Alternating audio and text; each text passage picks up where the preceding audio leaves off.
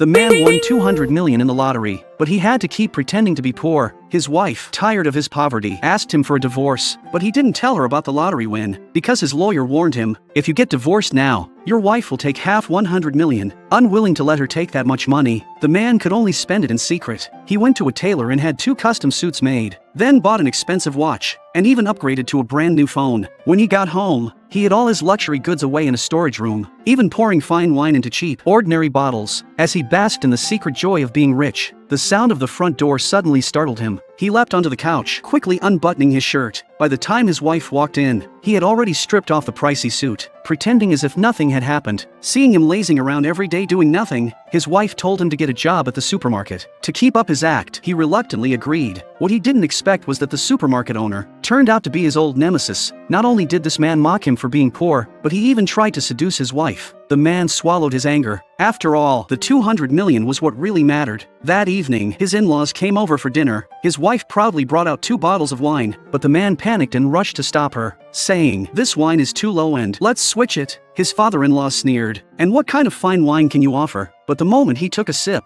his eyes lit up with delight. "This tastes exactly like the wine I had at a banquet decades ago." Seeing how much her father liked it, the wife gifted him the remaining bottles. The man reluctantly raised a glass with his father-in-law, only to suddenly realize he'd forgotten to take off his luxury watch. He quickly tried to cover it with his sleeve, but his sharp-eyed father-in-law caught him in the act. Forced to improvise, the man laughed nervously. "It's fake." He barely had time to breathe a sigh of relief. When his phone rang, horrified, he realized it was his brand new phone. He had forgotten to turn it off. His wife urged him to answer it, but in a flash of desperation, he blurted out the truth. He told his in-laws that his wife had asked for a divorce. This successfully diverted everyone's attention, but it also completely infuriated his wife.